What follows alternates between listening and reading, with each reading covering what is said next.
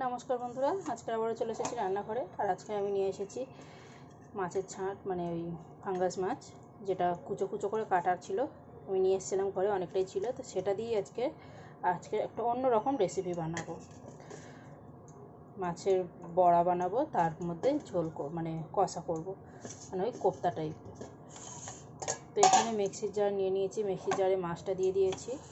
এখন মিক্সির জারে দিয়ে দিচ্ছি 2-3 কোয়া রসুন, একটুখানি আদা, স্বাদ অনুযায়ী লঙ্কা, আর এখান থেকে 2 কি 3টে মানে টুকরো পেঁয়াজ।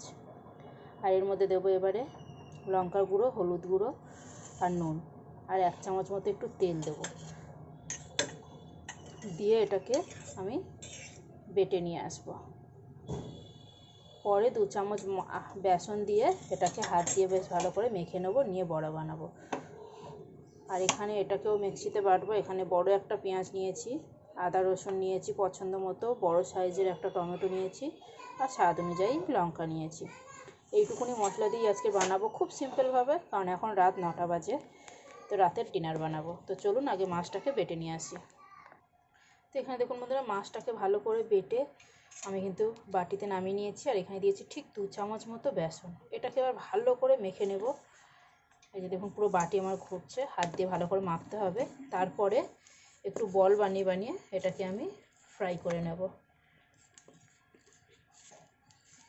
আর এখানে আমি মিক্সিতে মশলাটা পুরো বেটে নিয়েছি। তো এখানে আমি বেশ ভালো করে বানিয়ে নিয়েছি, দেখুন কতটা সুন্দর লাগছে। আমি কিন্তু এখানে ঘরোয়া গুঁড়ো মশলাও দিয়েছি, আর হাতে একটু তেল নিয়ে এই যে এরকমভাবে বল বানিয়ে নিচ্ছি। এই যে যেরকম ইচ্ছে বড়া বল, তবে বলটা বানালে একটু দেখতে সুন্দর লাগে। এখানে আমি তেল বসিয়ে দিয়েছি, তেলের উপরে দিয়ে দিলাম। তেলটা কিন্তু খুব বেশি গরম হয়নি, আবার খুব বেশি ঠান্ডা না, একদম মিডিয়াম দেখে দিতে হবে। তো চলুন এইভাবে আমি বড়াগুলো একটু বানিয়ে নিই, কারণ বন্ধুরা জানে আমার এক হাতে করতে খুব অসুবিধা হয়। তো এই যে দেখুন এইভাবে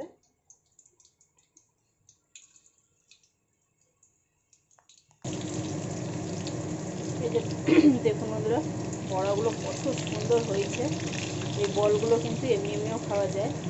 আর আমি এই যে মাছের ছাঁটটা দেখালাম, তার কারণ হচ্ছে এই মাছ দিয়ে আমার খুব ভালো হয়, আমি অনেকবারই করি প্রায় সময়, কারণ ওই ছাঁটটা খুব ভালো লাগে। আমরা এনে সবসময় খাই, আর ঘরে থাকেও প্রায় সময়। আর এমনি ঘরে মাছ কিছু নেই, তো এই মাছ দিয়েই করলাম। এটা ফাঙ্গাস মাছ, যে কোনো মাছ দিয়েই করা যাবে। এখানে দেখুন বন্ধুরা, সব বড়া ভেজে নিয়েছি, সব বড়া ভেজে নিয়েছি, কত সুন্দর হয়েছে। এইটুকুনি জিনিস দিয়ে কিন্তু পুরো পরিবারের খাওয়া হয়ে যাবে। আর এখানে একটু তেল কমিয়ে নিয়েছি, আর ফোড়নে দিয়ে দিচ্ছি একটু গরম মশলা, তেজপাতা, শুকনো লঙ্কা, জিরে, আর একটু চিনি। এটাকে একটু হালকা করে ভেজে নেব, নিয়ে গুঁড়ো মশলাগুলো আমি দিয়ে দেবো।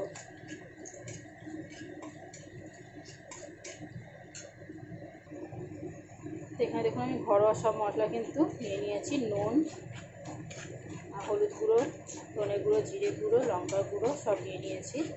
আর গ্যাসটা কিন্তু এই সময় কমানো আছে, কারণ তেলটা প্রচুর গরম ছিল। এই যে মশলাটা বেশ ভালো করে ভেজে নিয়েছি। এবার আমি দিয়ে দেবো বেটে রাখা মশলা, পেঁয়াজ, টমেটো, আদা, রসুন, কাঁচা লঙ্কা যে বেটেছিলাম মিক্সিতে, সেটা দিয়ে দিলাম। এবার এটাকেই আমি খুব ভালো করে কষিয়ে নেব। এবার একটু গ্যাসটাকে বাড়িয়ে দেবো, এতটাও মানে করবো না, পোড়াবো না, কাঁচা গন্ধটা চলে যাবে, সেরকম করে মশলাটা কষিয়ে নেব। তো এখানে দেখুন বন্ধুরা, আমি কিন্তু মশলাটাকে বেশ সুন্দর করে কষিয়ে নিয়েছি, তেল ছাড়তে শুরু করে দিয়েছে।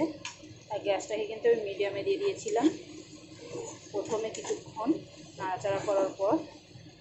এখন গ্যাসটাকে আবার বাড়িয়ে দিলাম, আর একবারে আমি দিয়ে দিচ্ছি একটুখানি, একদম 1 চিমটে কস্তুরি মেথি, আর একটুখানি গরম মশলা।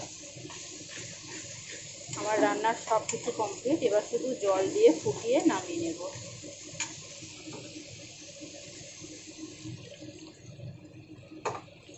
এখানে আরও একটু জল দেব, দিয়ে তরকারিটা ফুটতে দেবো।